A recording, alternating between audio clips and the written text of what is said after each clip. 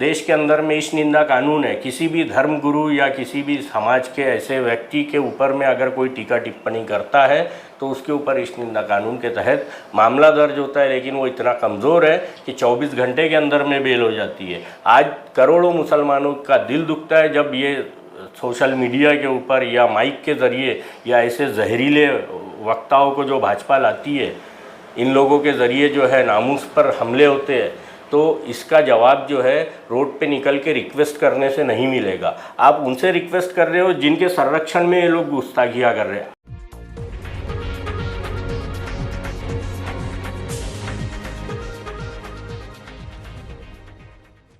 आदाब, नमस्कार। आप देख रहे हो इंडिया फैक्ट न्यूज़। मैं हूं नावेद आजमी, आपका एंकर। जैसे कि आप जानते हैं, लोकसभा चुनाव का माहौल चला गया है और इस लोकसभा चुनाव में बहुत ज़्यादा गर्मी बढ़ती जा रही है दिन प्रतिदिन।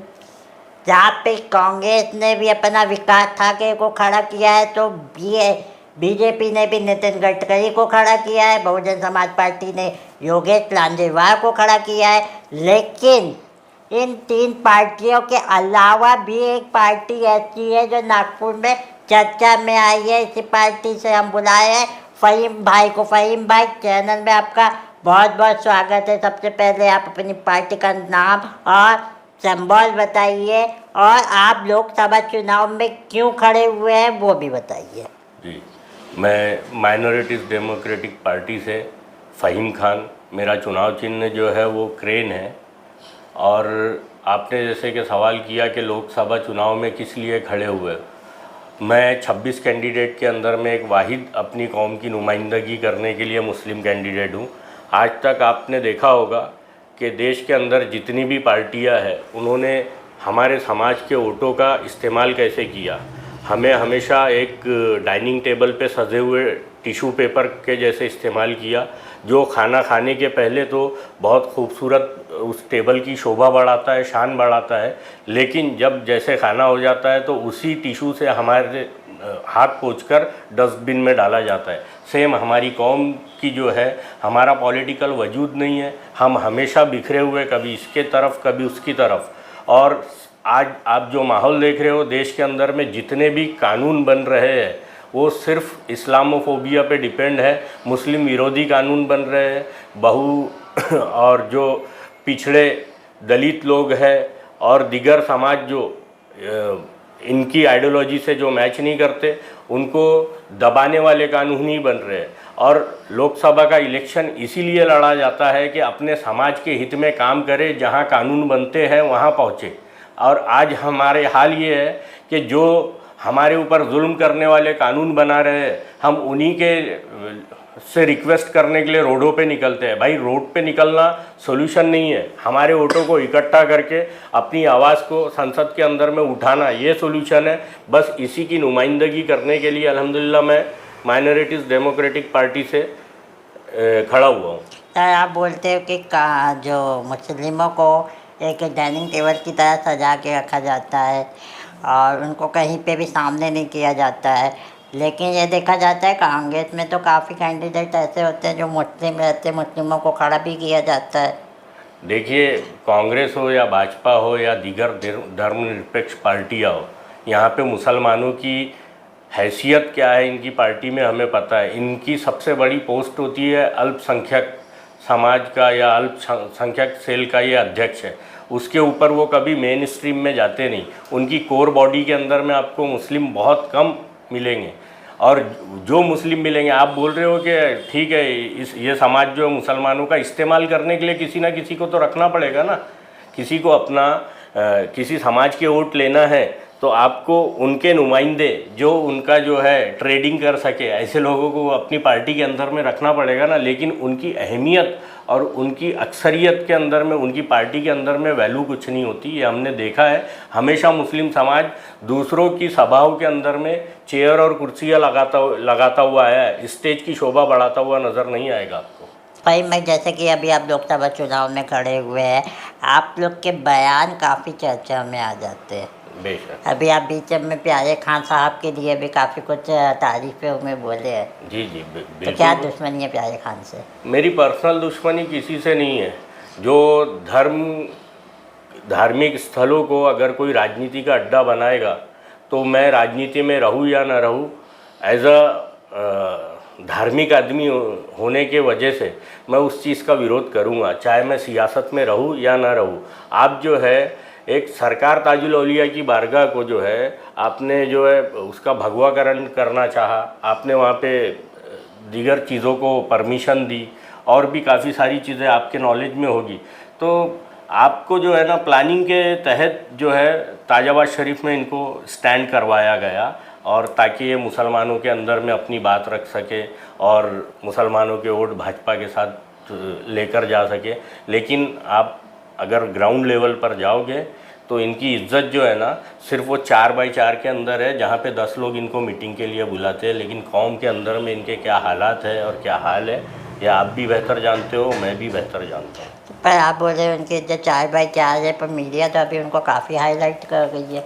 आप देख रहे हो देश के अंदर में जो मीडिया है वो किसको हाईलाइट करता है, वो तो आम को इमली बता दे। और ऐसी जनता भी है हमारे यहाँ पे, एक तबका ऐसा ही है कि अगर ऐसी गोदी मीडिया जो आम को इमली बोल रही है तो वो भी इमली चिल्लाता है। लेकिन अब जो है जनता जागरूक है, इन लोगों के जो हथकंडे हैं इनको समझती है। और जैसे कि आप जो बोल रहे हैं प्यारे खान साहब का जो है मुस्लिम कम्युनिटी के अंदर में बहुत होल्ड है, भाई मैं नहीं कह रहा हूँ, यहाँ की जो लोकल मीडिया है वो कह रही है। आप 2019 मैं को किसी का सपोर्ट अच्छा, करके कोई वो 2019 के पहले जो है जब कोविड आने का था तब प्यारे खान साहब का नाम आपने कभी सुना था? नहीं, वो तो ऑक्सीजन जब डोनेट किए थे तब से उनका नाम देखिए, ऑक्सीजन डोनेट हुआ या ये प्लानिंग की तरह हमारे ही टैक्स के पैसों से गवर्नमेंट का जिम्मेदारी थी, सरकार उनकी थी। गडकरी साहब को उनको ताजाबाद शरीफ भेजना था तो उनको तो पहले हीरो बनाना था, क्योंकि उनको कोई जानता नहीं था। तो हमारे ही टैक्स के पैसों से बुलाया हुआ ऑक्सीजन जो हमारे लिए काम आने वाला था, सिर्फ लेवल प्यारे खान साहब का लग गया, वो रातों रात हीरो बन गए। आप ही मीडिया वालों ने ही उन्हें हीरो बनाया। आज हम कुछ भी डोनेट कर दे, आप डोनेट कर दो, आपको कोई नेशनल टीवी नहीं बताएगा, लेकिन उनके लिए तमाम नेशनल टीवी के अंदर में ऑक्सीजन मैन और फला कौन जानता था इनको। हमने फिर बाद में इतिहास उठाकर देखा तो हमें ये भी पता चला कि वो एक ऑटो चालक थे, लेकिन अब इतने जल्दी अल्लाह ने उनको नवाजा। खैर, लेकिन किस तरीके से नवाजा उस पर भी सवालिया निशान उठते हैं। तो फहीम साहब आप खुल्ला आरोप लगा रहे हो कि जो ऑक्सीजन उन्होंने डोनेट किए थे वो एक प्लान के तहत डोनेट था। हाँ, वो गडकरी, देखिए ये इसलिए आरोप लग रहे हैं, पहले हम भी रिस्पेक्ट करते थे कि भाई कोई तो, हमने भी शेयर किया था कि कोई कौम मुस्लिम से खड़ा हुआ जिसने ऐसे दौर के अंदर में तमाम समाज के लिए हेल्प किया। जब ऑक्सीजन बहुत ज़रूरी था तब हमारे शहर को एक ऑक्सीजन का जो है टैंकर बुलवा के दिया। लेकिन जब हमने देखे कि जब वो ताजाबाद शरीफ में एंट्री करवाए गए, फिर उसके बाद में पूरे भाजपा की ताजाबाद शरीफ में एंट्री हुई, तो तब ये तो समझ में आ गया कि ये पार्ट ऑफ प्लान था और ये ऑक्सीजन जो है डोनेशन नहीं था, ये सब प्लानिंग के तहत इनको हीरो बनाने के लिए ऑक्सीजन का सिलेंडर इनके हाथों, मतलब सिर्फ इनका लेवल लगवाया गया था। तो शायद जैसे कि ताजाबाग में इतने हज़ार इतने लाख करोड़ का डेवलपमेंट हो रहा है, घोड़ेवाला में कब्रिस्तान दिया जा रहा है 5 करोड़ ऐसा समथिंग बताया जा रहा है, तो वो सब भी क्या एक प्लानिंग है, क्या लॉलीपॉप है? डेवलपमेंट क्या हो रहा है, और जो कुछ भी डेवलपमेंट हो रहा है, ये जो डेवलपमेंट है ये जनता के टैक्स से ही होता है, किसी लीडर के घर से नहीं होता। और आप डेवलपमेंट की बात कर रहे हैं, आप ये देखिए नागपुर शहर को जो है ना, इसको एक वृद्धाश्रम के तौर पे बनाया गया है। अच्छा, आप देखिए यहाँ पे वृद्ध लोग ही रहते हैं, क्योंकि यहाँ के नौजवान जब पढ़ लिख लेते हैं तो नागपुर शहर इनको नहीं पाल पाता, नहीं रख पाता, इनको सर्वाइव नहीं कर सकते वो नागपुर। तो फिर ये पुणे, बेंगलोर, मुंबई और दीगर शहरों के अंदर में पलायन करते हैं। सिर्फ इनका घर होता है और उस घर के अंदर में बुज़ुर्ग होते हैं। अपने बुज़ुर्गों को छोड़कर जो है ये दीगर शहरों के अंदर में रोज़ी रोटी कमाने के लिए जाते हैं। इसको कौन विकास बोलेगा? और ये जो रोड बनाई गई ना, ये रोड इसीलिए बनाई गई कि भाई मैंने रोड बना लिया हूँ, अब यहाँ से अपना रास्ता नाप लो, बस इसीलिए ये रोडों का डेवलपमेंट हुआ है। क्योंकि रोड को आप क्या करोगे, चाटोगे? रोड से सिर्फ निकलोगे ना शहर छोड़ के, और बुज़ुर्गों को यहाँ छोड़ के रखो। ये वृद्धाश्रम है, पूरे शहर को वृद्धाश्रम बना के रखा है। और मिहान का प्रोजेक्ट ले लो, क्या हाल है मिहान के प्रोजेक्ट के। ऐसा लगता है कि वो तो पार्क है, ऐसा पार्क है जिसका मेंटेनेंस भी नहीं है। दुनिया की जितनी कंपनियों के हमको आश्वासन दिए गए थे कि ऐसा होगा वैसा होगा, मुंगेरी लाल के सपने दिखाए गए थे। आप बोलते हो रोड का डेवलपमेंट किया। आज से 14 साल पहले, 2014 में 10 साल पहले, माफ़ी चाहूँगा, 10 साल पहले जो रिंग रोड का उद्घाटन किया गया था, जिसका भूमि पूजन किया गया था, गडकरी साहब का ही क्षेत्र है नागपुर शहर, आज तक वो रिंग रोड जो है नागपुर का आउटर रिंग रोड आज तक मुकम्मल नहीं हुआ।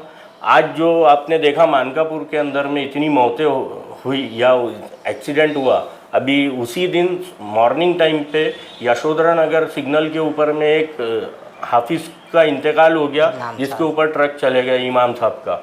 और ये जो रिंग रोड है, यहाँ पे आप रिकॉर्ड निकाल के देखिए, यहाँ पे हज़ारों की तादाद के अंदर में मौतें हुई है।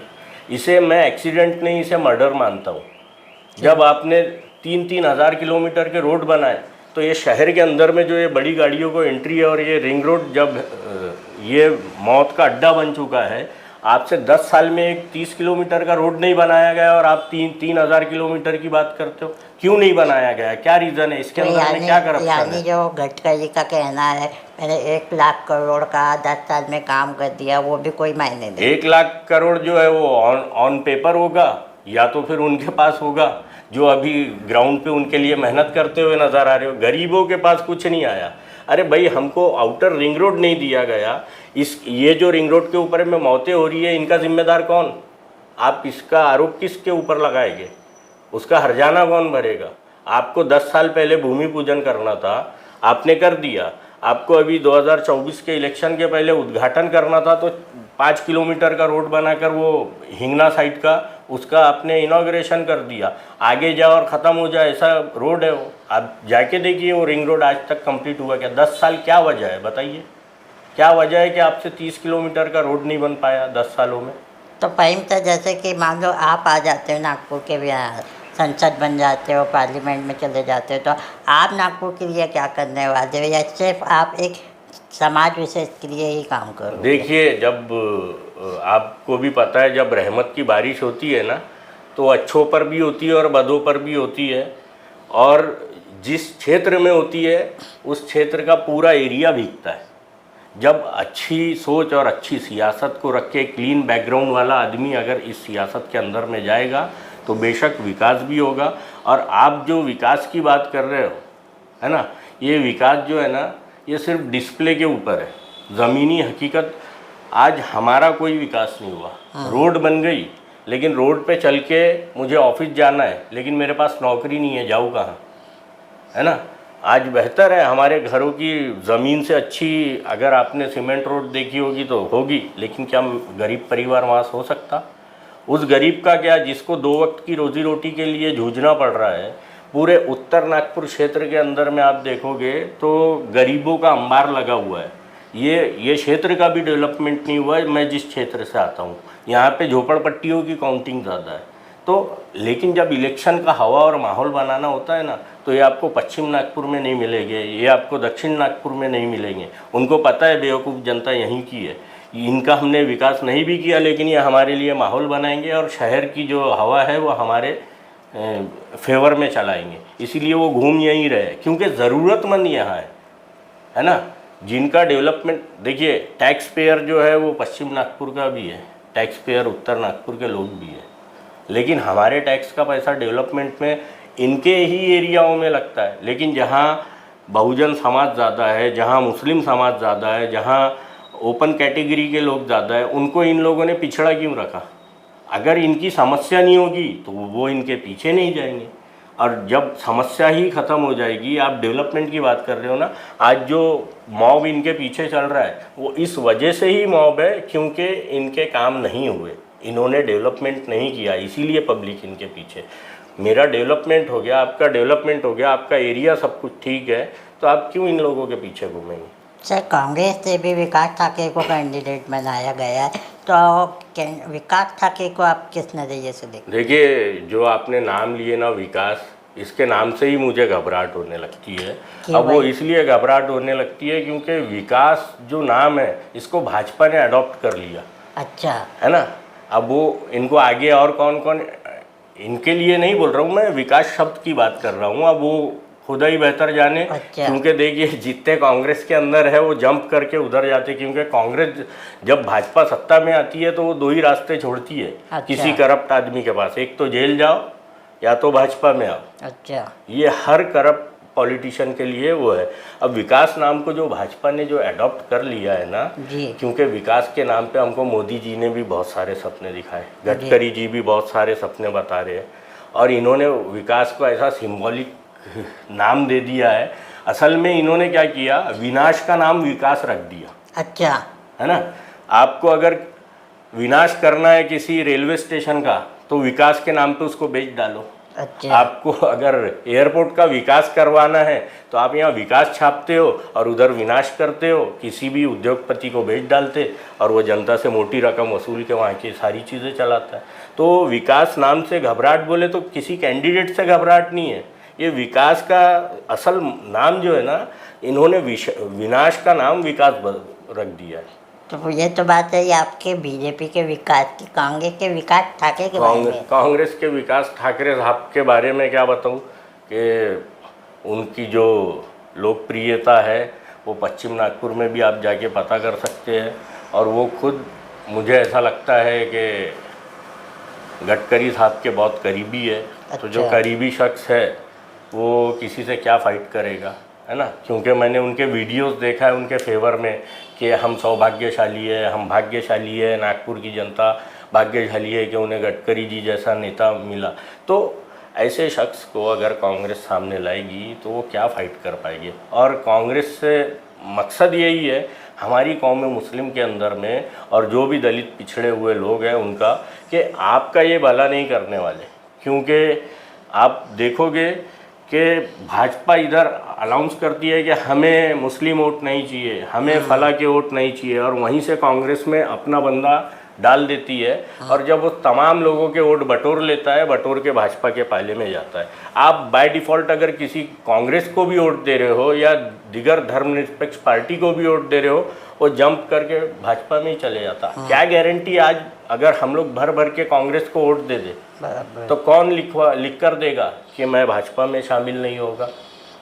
यहाँ पे जो है ना, किसी की कोई गारंटी नहीं। इसीलिए मान लो आप जीत जाते हैं तो आप भाजपा में जाओगे? मैं क्यों भाजपा में जाऊँगा, मैं तो भाजपा के विरोध के सकता लिए है अब आपको कुछ सियासत ऑफर में आ आया। जाए। देखिए ऑफर पे बिकने वाले लोग नहीं हैं। अच्छा। आप हमारा इतिहास उठाकर देखिए कि आज हमने हर मुद्दों के ऊपर आवाज़ उठाई, अच्छा और हर मुद्दों के ऊपर जब भी आवाज़ उठाई तो हमें ऑफर ही आते गए। अच्छा हमें सिर्फ जनता से ये ऑफ़र चाहिए कि हमें सिर्फ और सिर्फ अपनी वोटों की ताकत बनाकर, अपनी आवाज़ बनाकर भेजिए। अच्छा। हमें और कोई ऑफ़र नहीं चाहिए। यही हम ऑफ़र ले सकते हैं कि हमें सिर्फ वोटों की ताकत से अपना नुमाइंदगी के लिए भेजिए आगे। इंशाल्लाह हम जो है आपके हर तमाम मुद्दों के ऊपर, क्योंकि जो पीड़ित है, जिसको पीड़ा है, जिसको समस्या है, वही पीड़ा का हल ढूंढने के लिए निकल सकता है। हम भी इन भाजपा और कांग्रेस दोनों के पीड़ित हैं। कांग्रेस ने हमें 70 सालों में दिया क्या? हमें कभी राजनीतिक बैकग्राउंड से खड़े नहीं होने दिया, हमको कभी सियासत में एक्टिव नहीं होने दिया। हमेशा हमको, ठीक है हम तुम्हारा कुछ नहीं करेंगे।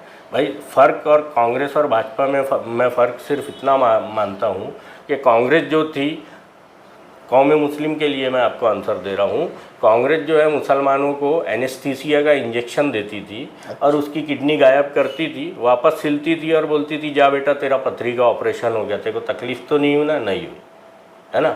तो हम लोग सोए रहते थे, किडनी चोरी हो गई, हमें पता ही नहीं होता था, क्योंकि हमारा भरोसा था ना कि इसने किडनी चोरी नहीं किया, पथरी का ऑपरेशन किया है।